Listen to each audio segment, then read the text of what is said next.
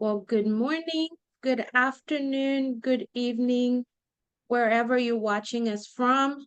Thank you for being here.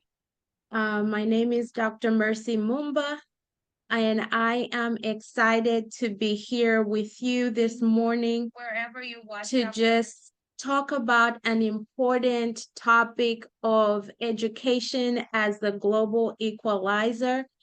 I'm waiting for more people to join in. Welcome again.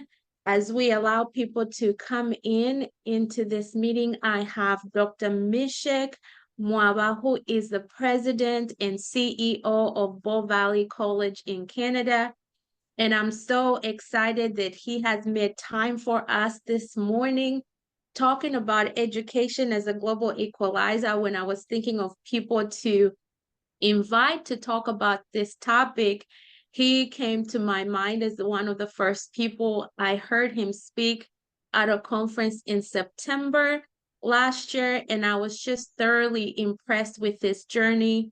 And I figured who better to come and talk to us about education as a global equalizer. So thank you so much for joining in. As you are joining, please let us know where you're joining us from, what you hope we'll be able to discuss today. If you have any questions, please put them in the chat. I'll be able to follow along with the chat. So before we get started, I would like to read the land acknowledgement in honor of our First Nations and Indigenous people in Canada. And so give me just a moment to read that.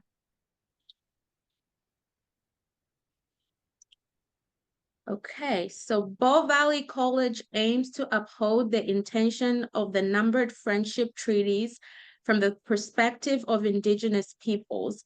As an institution in Treaty 7 territory, it is our responsibility to pursue a deeper understanding of this treaty so that we can respect and honor its terms.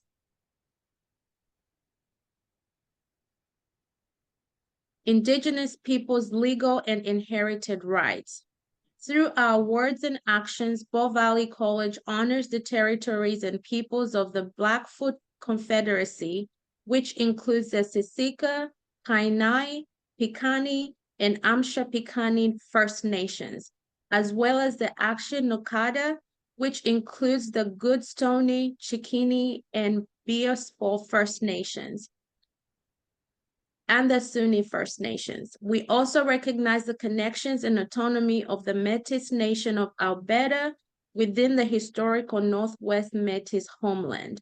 We join all nations in celebrating the unique histories, traditions, cultures, contributions of Indigenous peoples as we continue our journey on the road toward reconciliation together.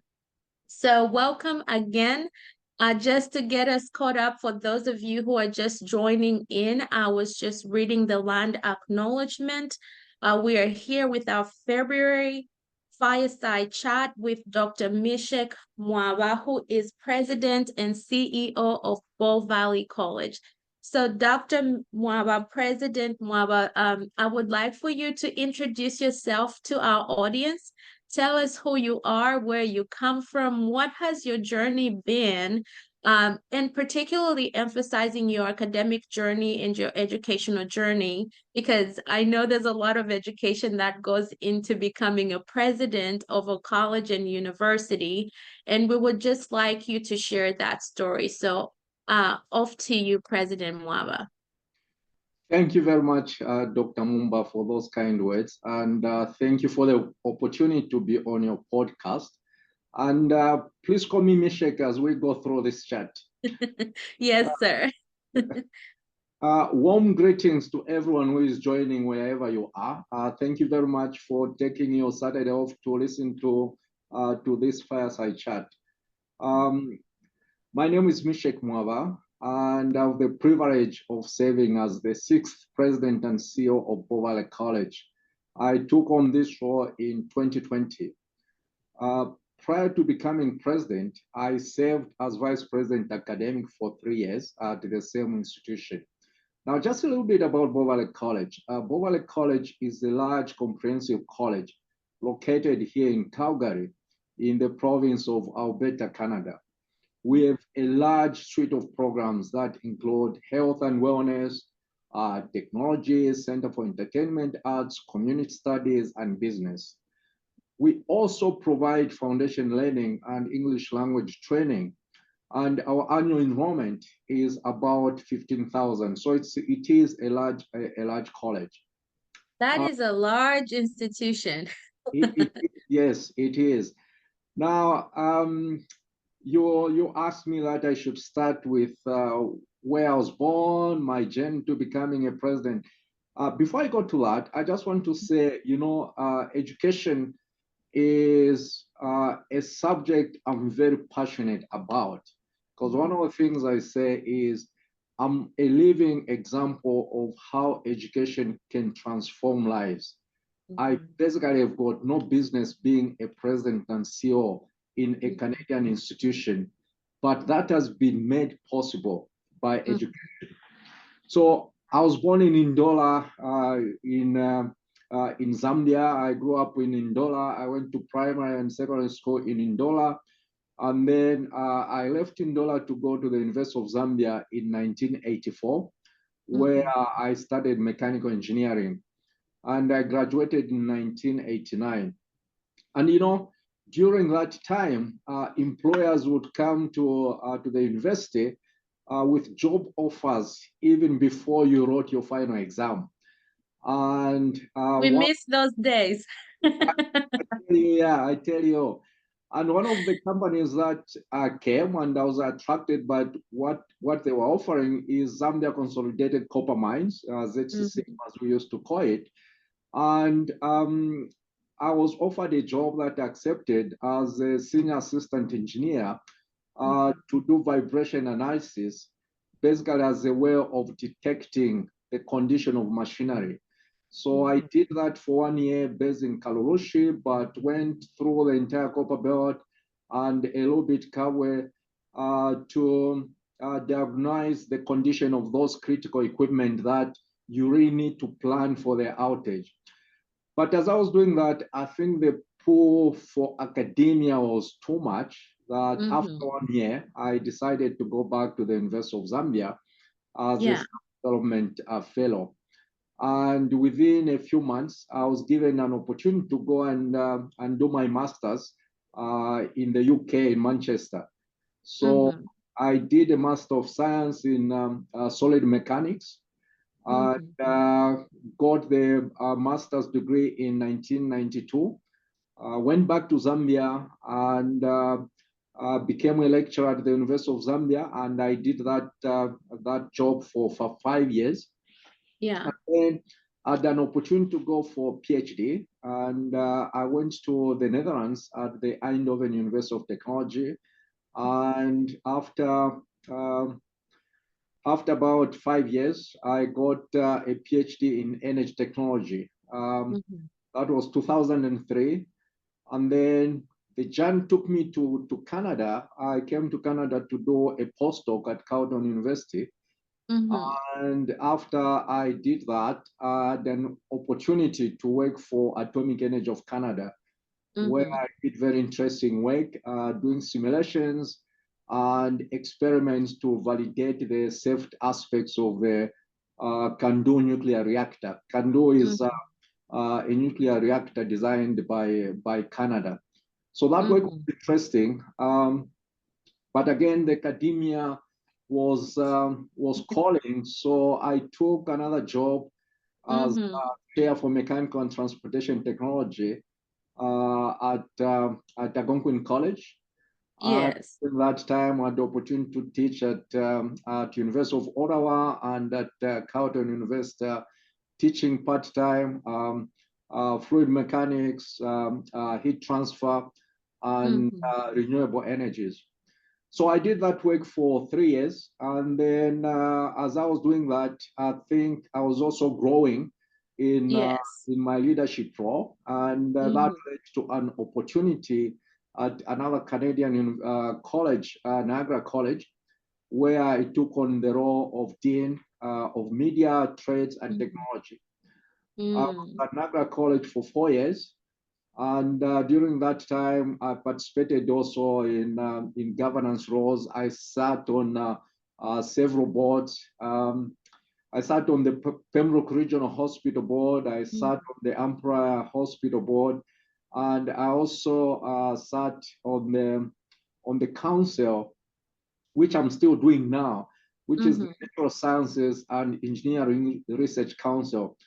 This is Right. a federal organization that basically makes decisions on supporting the researchers, the innovators who are trying to do incredible things in science and engineering. So I've been a member of that since 2017. An opportunity came to be vice president academic at Bovale College, which I went for, and I was successful. So I moved from Ontario to Calgary in 2017, and I started working as vice president academic. In 2020, in the middle of the pandemic, there was an opening for the president, and I put his name in the hat.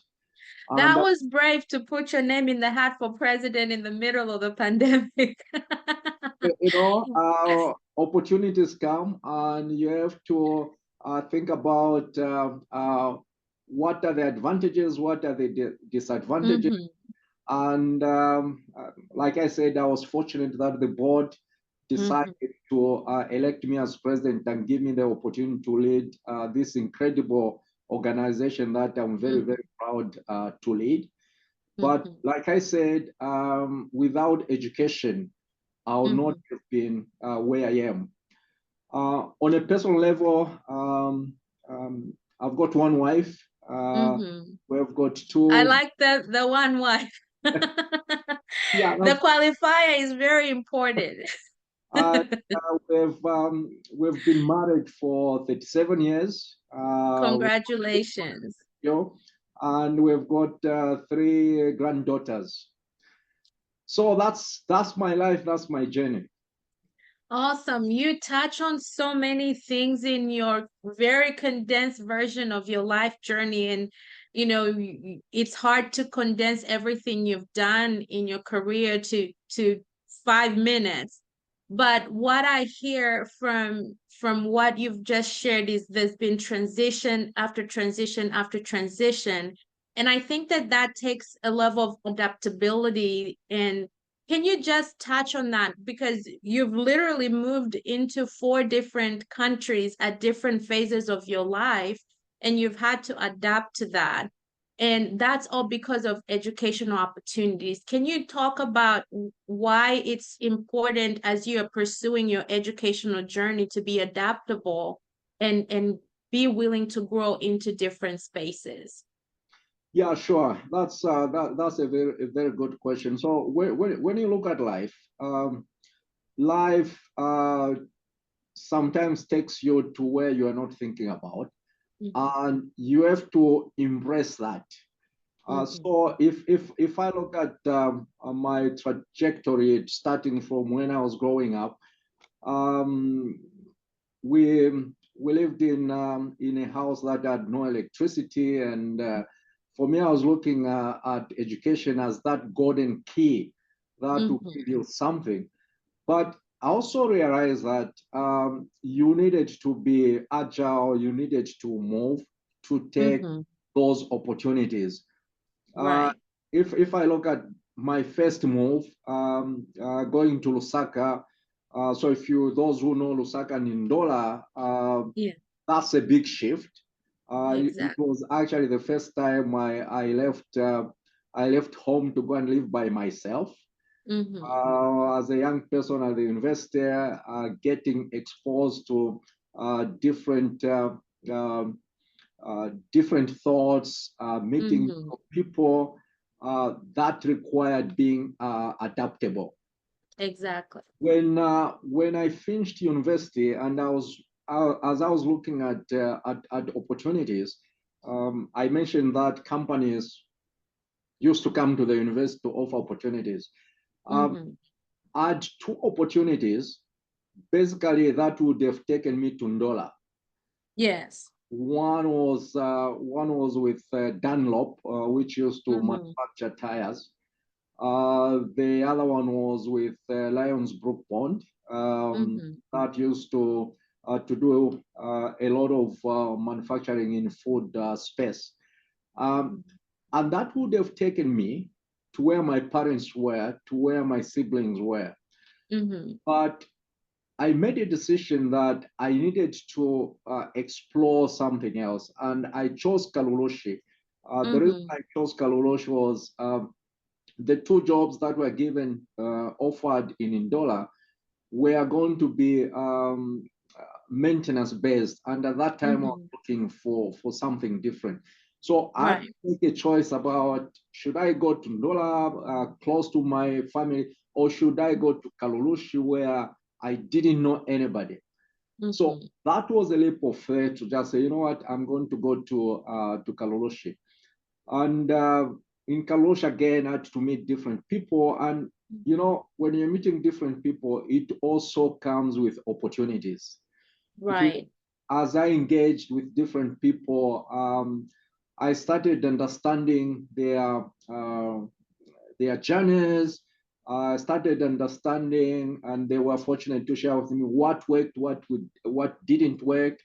And there were a lot of opportunities there. ZCM at that time, we are sending a lot of people abroad. And I know that at that time, there was a path. If I'd stayed at ZCM within 2 years, I was going to be sent for specialized training abroad. But again, that academia pool was way stronger than I could resist. That took me to the University of Zambia, which in a different way now, moving from student to being on the faculty side was a big change. But obviously, the biggest change started coming when I left Zambia. So the first time I left Zambia was in 1990 to go to the UK. And that was a big, big change in a number of ways. First, the weather in Zambia, weather in England, totally different. That's one thing I can't live up north. I can't do the cold. Oh, you'll survive here. You'll survive.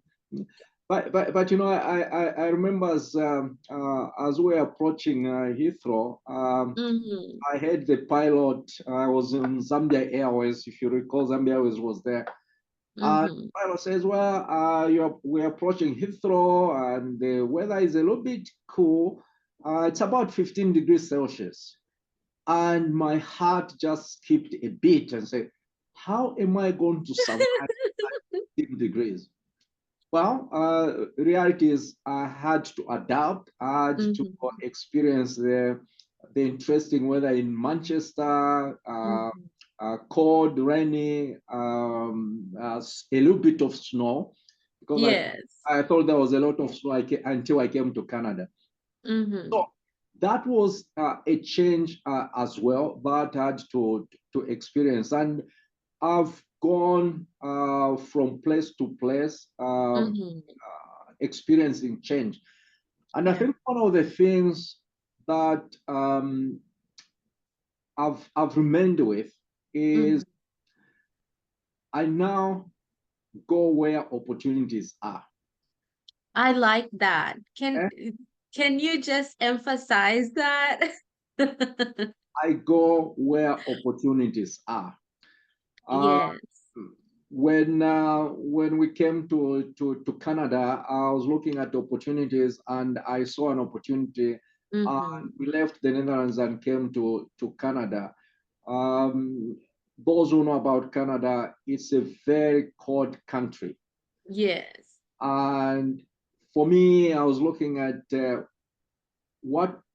how do you weigh the opportunities and the other things like the weather that you have to live with. So we came to Canada in Ottawa, and again, we've moved a lot, but for me, it's always going to where opportunities are. In fact, I'll share an interesting story. Yes. I told you we have three granddaughters and two boys. Mm-hmm. And Mm-hmm. basically, the interesting thing is the sons and their spouses detect that on average, since we came to Canada, we've been moving every 3 years. Oh, wow. They nicknamed us as three and out. It was good because uh, I was able to put holes in that theory because Yeah. Calgary is the longest place we have lived in Mm. since we moved to Canada. In September this year, it's going to be 7 years. Oh, wow. Maybe we have found a place where we are going to settle. Mm-hmm. Yes. So I think going back to your question, for me, I Mm-hmm. look at it, go where opportunities are, and that Yeah. requires courage. That's Yes. one. The second thing is, as you are going to where opportunities are, there's also a piece about um, getting immersed into the community. Networking Mm-hmm. extremely, extremely important. Um, I share that in my mind, I think Mm-hmm. every person has got ability to do incredible things. Absolutely. But we need somebody to help us realize those potential. And that's Mm-hmm. where collaboration comes in. And that's Yes. where sharing knowledge comes in. And that's Mm-hmm. where holding one another's hand comes in.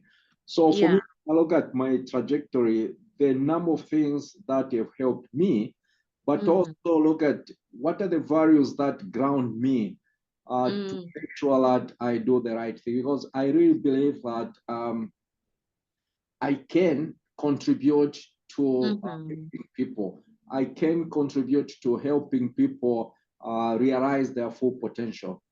And in that, to do that, for me, Mm-hmm. a number of things that are really important. You need to be open to sharing what you know. Uh, Exactly. you need to create space where diverse opinions and ideas are embraced. Mm-hmm. Uh, Yes. you need to be able to work with other people. So for me, things like respect, inclusiveness are extremely, extremely important. Collaboration, integrity, Mm-hmm. those are some of the values that wherever I go, I want to take them with me. That's amazing. And I think that that just leads us straight into another thing that I want us to talk about because you're talking about keeping your mind open, going where the opportunities are, and having respect for diverse opinions, collaborations, and all those things. And education has a way of just opening your mind to things that you don't naturally think about. I like to tell this story. I tell people completing a PhD is up to date. The hardest thing I've ever done in my life. I thought I was gonna lose my mind. But when you're telling someone the story of just how it transforms how you think, you start to think differently and you see the world differently. It's a conversation that sometimes people don't understand until you go through that process. And so I had a friend who, prior to them actually finishing their PhD, when I used to say, it just makes you think differently. And they're like, I don't know what you're talking about. And now they're in the process and they're in dissertation phase and they're like, Mercy, I understand what you were saying in terms of education has a way to broaden your perspectives and allow you to think in ways that question the status quo and innovatively address problems and offer solutions to the world. So tell me a little bit about your perspective on how does education transform your mind, your perspective, your worldviews in a way that you start to think innovatively about solving world problems, because I think that that's what has differentiated you and your career to be able to get to the place where you currently are. Yeah, so I like quoting Nelson Mandela, and one of the quotes is education is the most powerful weapon which you can use to change the world. So Exactly. that's a powerful quote, because for me, education does a lot of things. So education is not just about knowledge, it's about how you use that knowledge. Education is not just about knowledge, it's about how you are going to perceive the world. You start thinking about the world in a different way. You start looking at how you can identify the problems. You start thinking about how the problems are connected to our everyday life. So for me, I always think about education as not just the knowledge, but how you apply that knowledge, Exactly. because that's what's going to change the decisions we make and the actions we do. Right. We start looking at the world in a different perspective. We start looking at society in a different way. We start appreciating how things are interconnected, whether you talk about politics, or you talk about the social norms, or you talk about economic development. Right. Start making those connections. So I think for me, my message has been let's not think education is just about knowledge, because Yes. if that's where we end, then we have not completed our journey. Right. It's about how do I use this knowledge that I've acquired to make lives much better, to Exactly. change society, to uplift ourselves. So when you start thinking like that, I think you start looking at opportunities where you can make a difference. You start looking at how a community can actually be innovative, how a community can work together to solve the problems that they're facing. And Yeah. I think there's also another piece I want to add in there is sometimes we look at education, and when we talk about education, we think in terms of formal education. Yes. There's a lot that we learn that are informal. Yes. If you broaden the thinking of education, then there's space to actually combine formal and informal education, so that Yes. you can use now the knowledge to advance our society. So for me, that's the way I think, because education really can go to the books and talk about education, how it stimulates economic growth, how literature has shown that where education has been targeted to really solve local problems, there has Yeah. been creation of high value jobs, and that has actually uplifted the entire community. There's Yeah. evidence that where you've got a lot of educated people, there has been realization that they need to be involved in the social aspects as well. There has Right. been acknowledgement that you have interesting, respectful political discussions. There's evidence that people start thinking critically about it's not just the benefits we have now, it's about how do we leave the world in a better place for the next generation, so that they Yeah. can come and build on that. So that's the way I think about education. I love that you're taking that approach as well of thinking about how are we preparing a better world for tomorrow's future and for our posterity, and you can ensure that through education.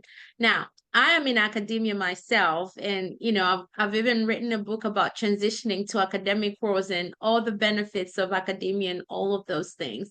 But we know that sometimes educational systems can be broken, and that's part of this narrative that we're even hearing, where people are shifting away from you don't need education, you're not learning anything in education, and you just need to be street smart type of thing. And there is a place for street smarts, and there is a place for formal education and informal education. And as a president, I think you're better suited to answer this question. What innovations do we need in today's education systems that we need to develop, implement, and evaluate to make sure that we're responding to 21st century needs of students? Because this is a completely different student body that we're dealing with today. I'm a teacher, and sometimes my students come to me with some things. I'm like, I would never have asked my teacher that or asked for that exception or whatever when I was going to school. But we're looking at transformation of education, and educational systems have to transform and grow together with the pace of society. So what do you think some of those innovations have to be to make education more appealing? Because I know for a fact, as someone who's in academia and with you being in a president position, you know that education is not as fashionable as it used to be because of all the different competing narratives. So can you speak to that? So, you have packaged a lot in that comment and question. I'm going to try to unbundle that. Yes.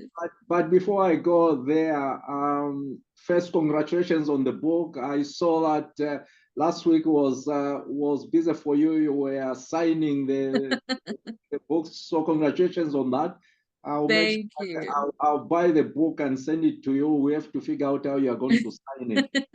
Yes, Uh, sir. but let me start with your first comment about you don't need education. All you need is to be street smart, and you make it. And when those comments come up, most of the people who actually point to individuals who have become very successful. They dropped out of college. People who point out to Steve Jobs. People Yes. point out to Bill Gates. Yes. Now, what's missing in that? I mean, those individuals, yes, they succeeded, but there were certain factors that helped them succeed. And even when they started building their businesses, guess what they started doing? They started hiring people who are very well educated. That's how they build those empires. But I'll also argue that the initial seeds, the initial ideas, they picked them up from the school system. Right. So if I look at Steve Jobs is on record as saying, when he dropped out of school, he started auditioning courses. And one of those courses was calligraphy. And had it not been for him being in that class, the man would have never had multiple typefaces or functionality-spaced fonts. So he got those ideas. For me, that's part of whether you call it formal or informal, but really the education that helped with that. Bill Gates is the same thing. He was in school when the school had managed to buy some computers, but also bought time on the GE computer. And he got interest in that. He started honing his tools on software development. And then he started building on that. So Mm-hmm. I wanted to give that example for two reasons. One is the fact that I think when we think of education in a broad way and embrace both formal and informal, we are going Mm-hmm. to come to a conclusion that without education, you Mm-hmm. cannot do anything, because these individuals were exposed to formal or informal education. Right. I also want to highlight the fact that those individuals, they did not go to the streets and hire people who have not done anything, say, come and work for my company.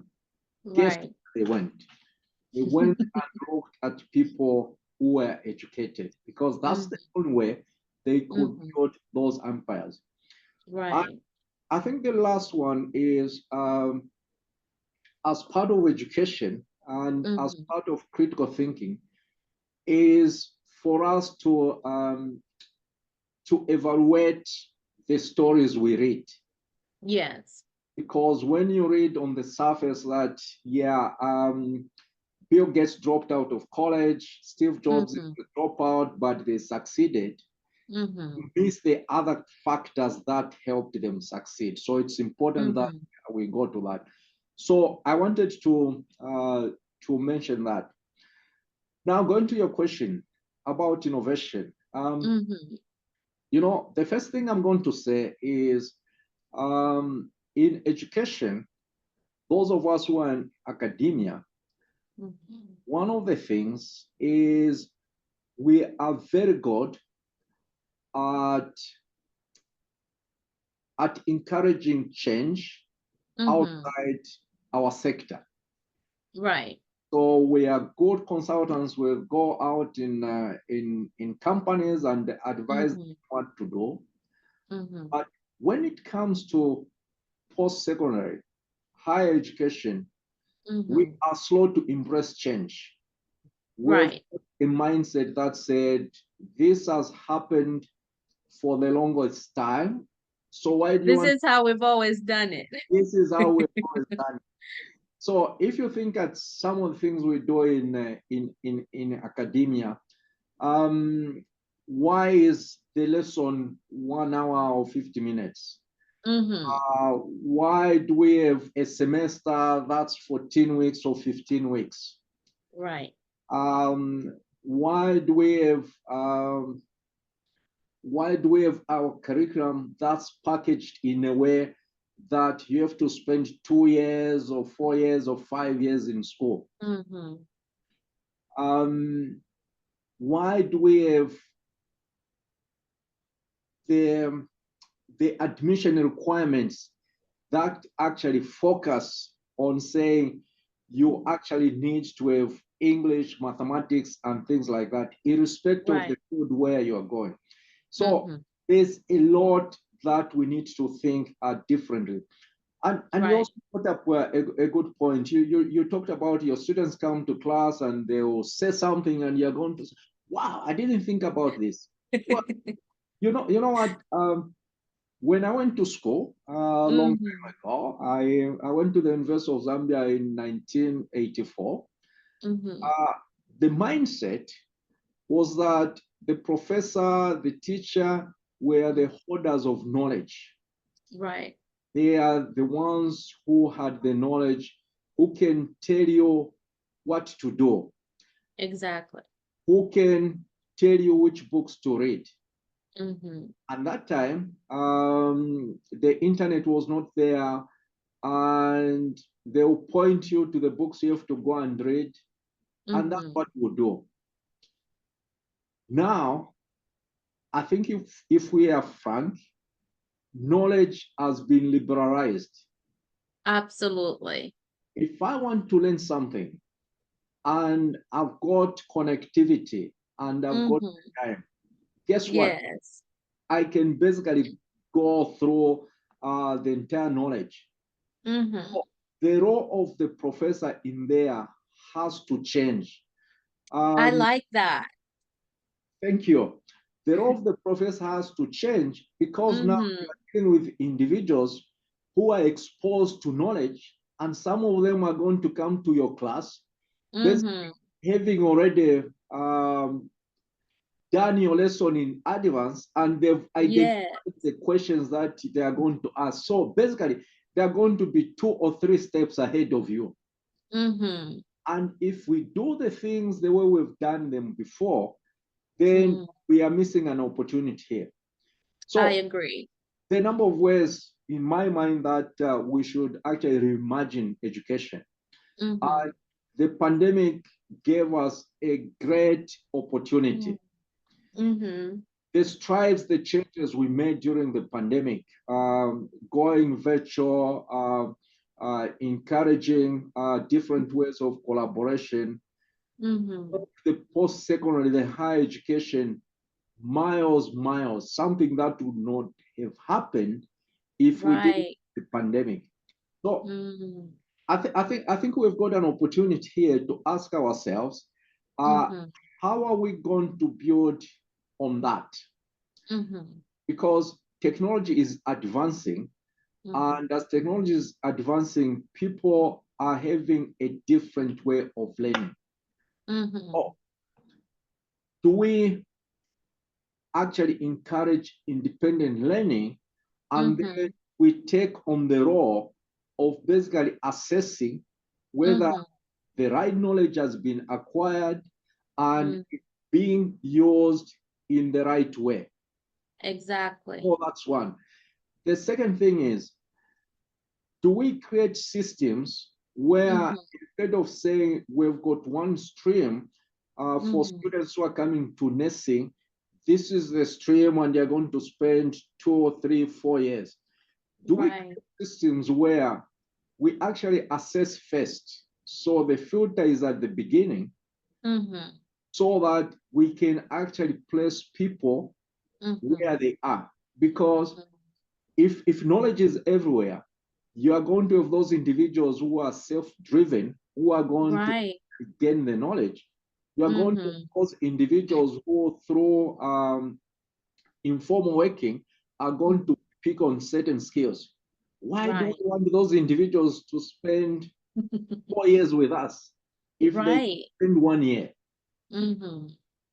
Look at artificial intelligence. Mm-hmm. It's now a big conversation.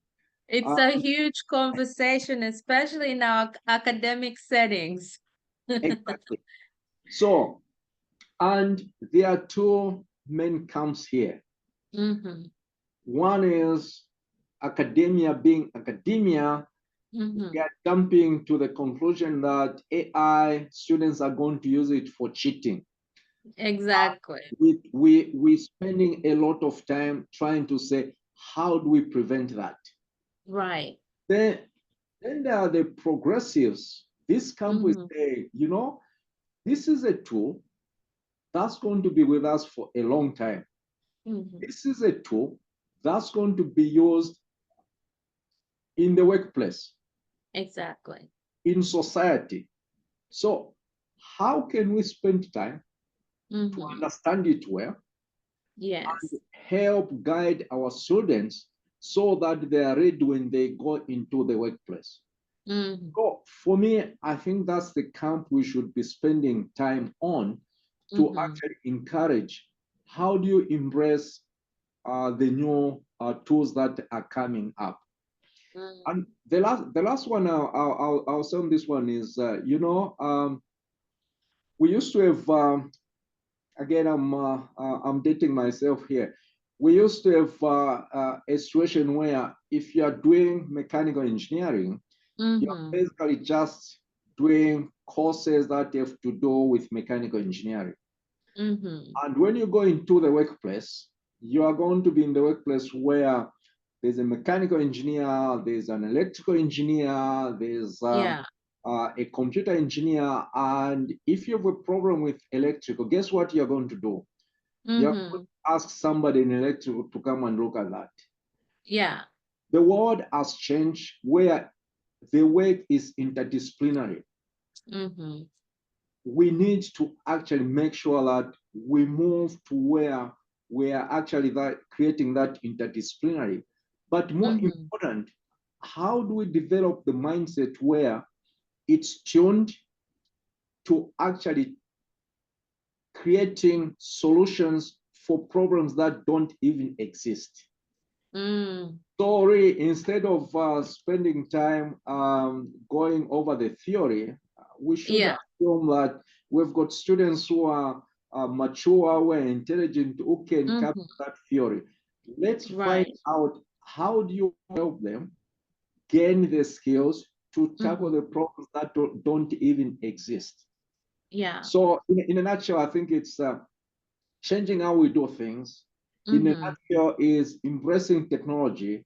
In a nutshell, is emphasizing those so-called non-technical skills, soft skills, like communication, critical thinking, creativity.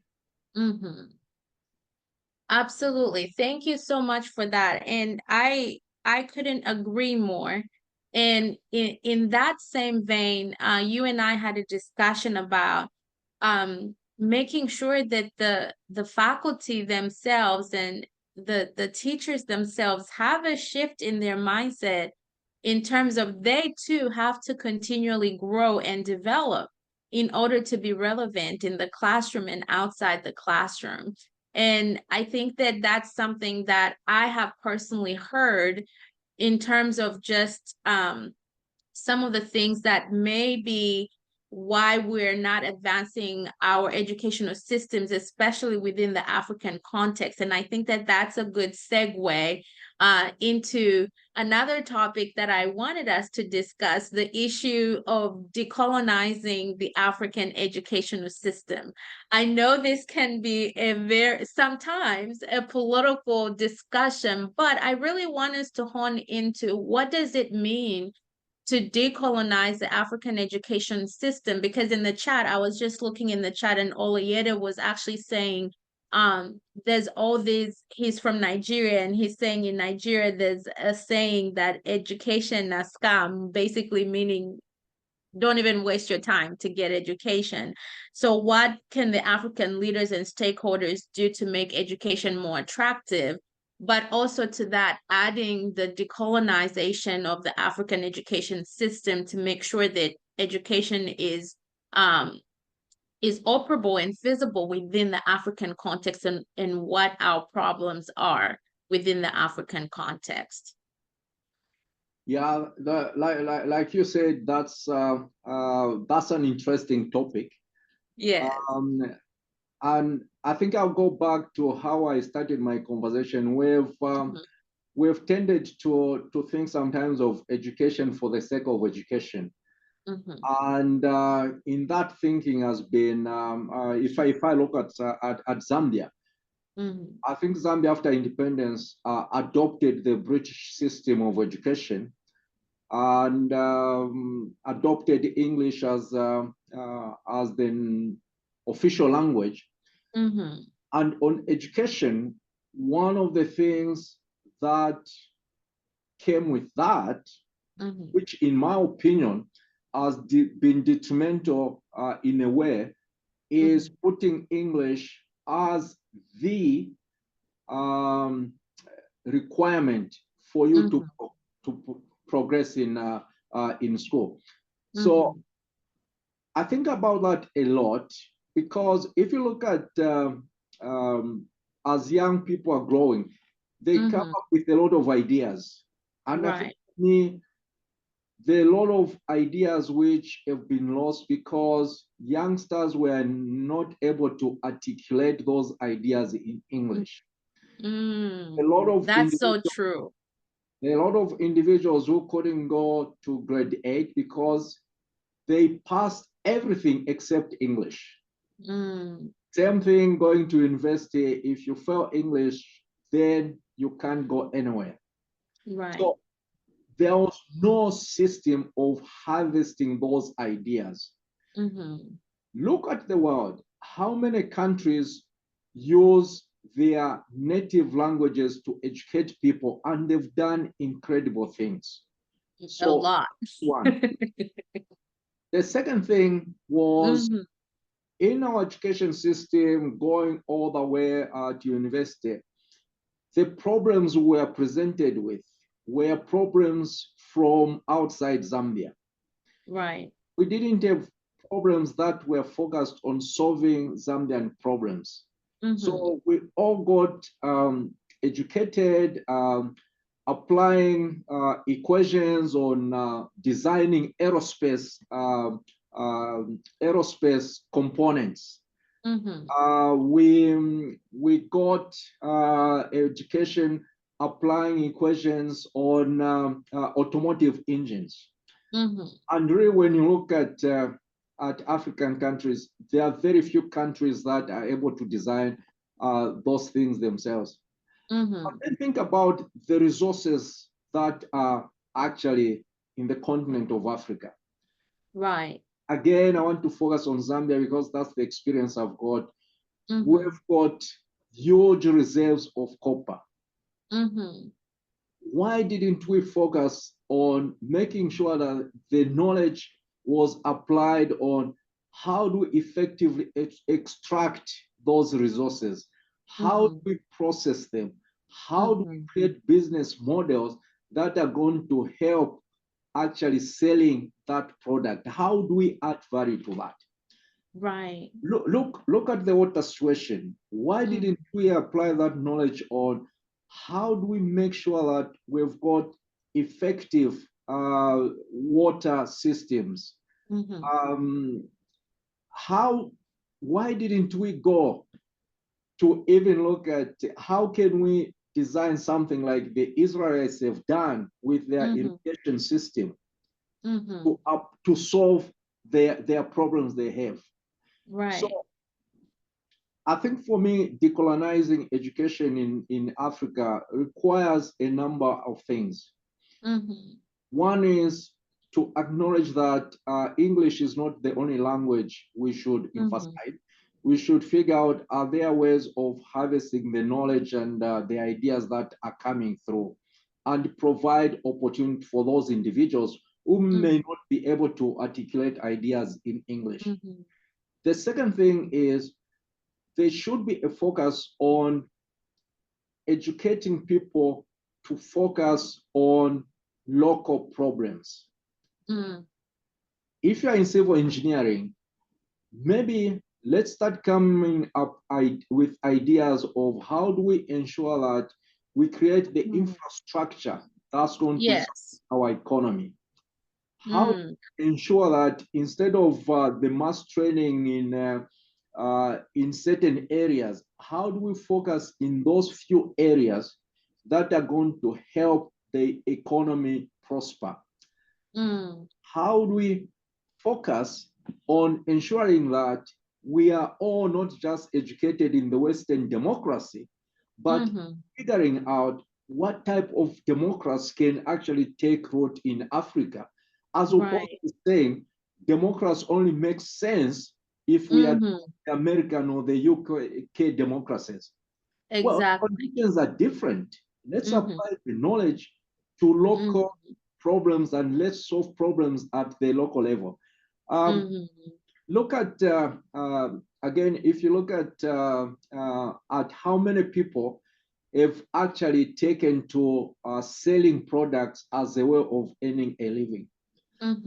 How do we ensure that those individuals are empowered with the ability to understand their businesses, with the ability to create a marketplace where value can be added? Because for the government, that even becomes a very poor where they get taxes. But that's that's not explored. So basically, we just let them and say, okay, you know what? You are going to find a market or a store at the corner and you start selling like that. So I think there's a big shift in just saying, if education is not creating jobs, if education is not assisting the economy grow, if the education is not making people change their mindsets, then we're losing an opportunity. Exactly. So talking about education changing mindsets and creating jobs and helping with economic growth and development, I think one of the things that has been coming up very often lately is this issue of entrepreneurship and formal education are not mutually exclusive. And I want to touch on that because you just gave an example of this person who's at the market selling their tomatoes. Um, but they also need additional education, whether it be formal or informal, in terms of how to grow their business, how to manage their business and sustain their business, and make it into a big profitable business. So can you touch on that in terms of helping our young people understand that entrepreneurship and formal education are not mutually exclusive? Like these things can coexist, and there's place for both as you grow, whether you take the entrepreneur route or where you take the education route. Can you touch a little bit on that? I think education and entrepreneurship can coexist. Mm-hmm. In fact, in my mind, I see them building on one another. Mm-hmm. So if you look at the examples you just gave, um, Right. we have got a lot of individuals who come up with ideas, and most of the ideas are such that I saw my neighbor was selling tomato, so I'm going to start selling tomato or start selling onions. Mm-hmm. And most of the times, those businesses are hand to mouth. Whatever is Mm-hmm. coming in goes Mm-hmm. out, and sometimes the capital is actually depleted as well. Mm-hmm. Think about a situation where those individuals were actually encouraged to understand the business, Mm-hmm. to, Right. to understand the fact that there's competition in business. Yes, Supply chain management. exactly. Yeah. Yes, you can sell. Maybe you should look at something else Mm-hmm. that's not there. Mm-hmm. Look at it from the point of view where we view education as Mm-hmm. not going away for 1 year or 2 years, where Mm-hmm. you can say, okay, you've got a business idea, Mm-hmm. let's start building on this. So maybe Yeah. instead of you spending 8 hours at the market, maybe it's Mm-hmm. going to be in the morning, you're going to be at the market, and in the afternoon, we are going to start looking at what are the business aspects of your business? What can Mm-hmm. you do differently? How can you collaborate with others? How can you basically build a story that will make the financial institutions Mm-hmm. actually give you money to build your capital? uh, Right. how can you build that knowledge that Mm-hmm. says, you can actually start growing your business? And when you do that, what that means is it won't just be you. You are actually Mm-hmm. going to be a job creator because you are going to Exactly. hire people. And what Mm-hmm. does that actually mean? So Mm-hmm.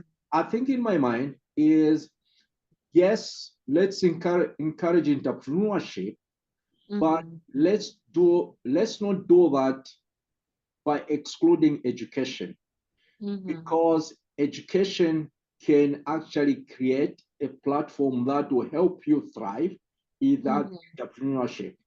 Yeah. Education can also change the mindset so Mm-hmm. that you come up with a lot of different ideas.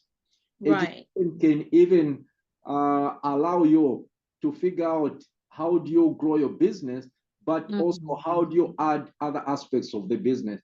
So really the message is you can do both, and Mm-hmm. doing both leads to success.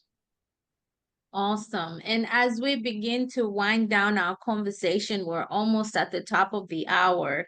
I just want us to touch on something that I think has made some people lose hope. The issue of unemployment. Like people invest money to go to school and time and resources to go to school, and they're not able to find jobs after they graduate. What are some motivational um, pearls of wisdom do you have to share with those people who are maybe struggling to find employment? How can they, after they've finished their formal coursework at universities and colleges, and how can they shift their mindset in trying to pursue other avenues using what they've learned in school, whether to bring up innovations in technology and other aspects, consulting and things of that nature? How do you motivate them not to lose hope and feel like they wasted their time going to school? So the first thing I'm going to say is I've never ever considered education as a waste of time, as a waste of Mm-hmm. resources. And I hope nobody is thinking that way, because Mm-hmm. education opens doors, opens minds. Yes. So that's why I want to say that. The second Mm-hmm. thing is, you know, again talking about mindset, Yeah. we've got a mindset that says, you know, I got educated as a mechanical engineer uh, Mm-hmm. at the University of Zambia in Lusaka. So I'm going to look for a job. So that's Mm-hmm. one mindset. The second mindset is I'm going to look for a job in Zambia. Mm-hmm. What about if the mindset was I got the skills and tools to solve a problem? I like that. I can sell my skills. And Mm-hmm. with technology, it means we don't have geographical boundaries anymore. Mm-hmm. So Exactly. I can sell my skills anywhere in the world. Mm-hmm. The second mindset is it doesn't have to be a full-time job.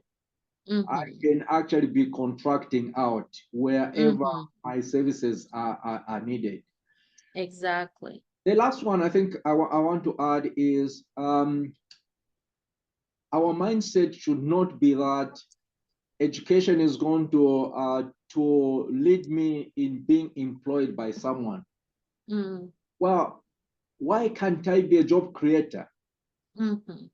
Because if I can apply, and this is where I'm going to encourage the fresh graduates, if Mm-hmm. I can come up with a solution that will solve a local problem, guess what? Mm-hmm. That's a market that's untapped. Right. So the fresh graduates need to really change their mindsets, but Mm-hmm. also be courageous. If you sell your idea, if you apply to say to somebody that I've got a solution to this problem, you have identified a problem and you've got a nice solution. What's Mm-hmm. the worst thing that can happen to you? Well, the worst thing is that they're going to say no. Right. But you've just planted a seed, because maybe Mm-hmm. afterwards they're going to realize that, guess what? I need to go back to that person. So really, Mm-hmm. I think there's a mindset shift, but Mm-hmm. also being courageous. Um, Mm-hmm. but I think the honor should not only be on the graduates. I think Mm-hmm. uh, I'm not sure if there are any government officials on the podcast here, but Mm-hmm. I also want to encourage them to actually Right. look at how do we create that environment Mm-hmm. where we can provide resources, kind of seed funding to Mm-hmm. those individuals who are coming up with really solutions to the problems that are existing. That's how we Exactly. are going to build the critical mass. Mm. I appreciate that. Thank you so much for those words of wisdom and encouragement. And I know we're already at the top of the hour. I just want to give you an opportunity. If there's something that is just, burning in your heart that you want to touch on that maybe we haven't already touched on, or if there's anything that you just want to reiterate, please take this time to do that. And then also give us your top three pearls of wisdom that you want to leave with our audience here today? I don't know about the words of wisdom, but I'll try. So I think the first thing is I want to go back to Nelson Mandela's quote: "Education is the most powerful weapon which you can use to change the world." And I always change that and say that's only true if you use the knowledge to solve problems in your environment, because that's what will change things. So that's one. The second one I want to mention is, if I just go back to informal education, informal education by its design is very well targeted. We can learn a lot from there. I'll give you an example. When I was growing up, we used to visit our grandparents. They lived in Wapla province. And every time we were going there, they would teach us a few things. And most of them had to do with how do you grow food, and how do you learn how to fish. Yeah. Because the local environment there was a river and a lake. And the main thing was, how do you learn how to repair the nets, how to cast the nets, how to harvest the fish. That was very targeted. Can you imagine if the formal education was targeted in that way, where the practical problems that students asked to solve have to do with what's existing in their environment? All of a sudden, those ideas start gaining momentum, and we can actually change things. And that's what will change the world. Absolutely. So those are the two things I want to leave with the audience. I said I'm not sure if I can provide words of wisdom, but I just want to say nobody should look at education as a waste of money, because it provides a lot of opportunities. And I'm saying it provides a lot of opportunities, meaning we need to seek out those opportunities. So be courageous to go and knock and open those doors. If the door doesn't open, go and find a window and tell your I like that. If the door doesn't open, go find a window. and tell the story. Yes. Because we can only reach our full potential when we've got the courage to expose ourselves and say, I'm going to do this because that's what I've learned. Like that is practice makes perfect. We need to use education to get the knowledge and apply to problems. So I think the only thing I want to leave with your audience is, let's use education to make the world better. And that starts with ourselves, looking individually, what can we do differently? But also looking at what are the problems in society where we can apply the knowledge that we've got. Absolutely. Thank you so much. And you said I can call you Misheck. That's just, today.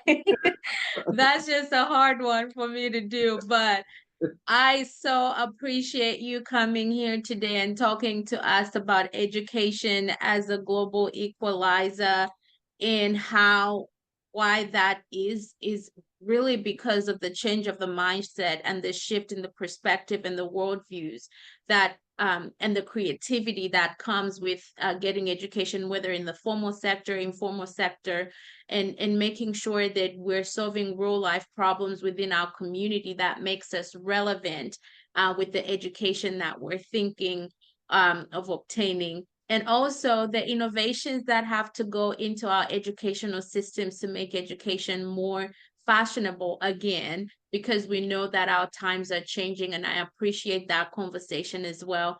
and of course the decolonization of the African education system and what that means within the context of Africa to really promote solutions that are relevant within the context of Africa. So I appreciate you. Somebody wanted me to ask, before we let you go, what does it really mean to be a president of a college or university? Well, it's a big responsibility, but Mhm, also an enjoyable job. mhm, It's it you know I talk about helping people realize their potential, but mhm, the job I have as president also puts me in a position where a lot of people and the community are depending on me mhm. to make the right decisions at the right time. Right. Yes. And sometimes it's kind of lonely because you are the only person in the organization with that title, and Mhm. people tend to deal with you in a different way. So Right. how I help myself there is really to build a network external Mhm. to the college, where I've Mhm. got my colleagues at other colleges and universities who I Mhm. can actually reach out to. Right. Well, we appreciate your time. I know you're very busy, and for everyone who has joined us today, thank you so much for joining us. This was our February Fireside Chat talking about education as a global equalizer. We will see you in March for our March Fireside Chat. Be on the lookout for our speakers and the topic for discussion for next month. Thank you, everyone, and we'll see you soon. Thank you so much.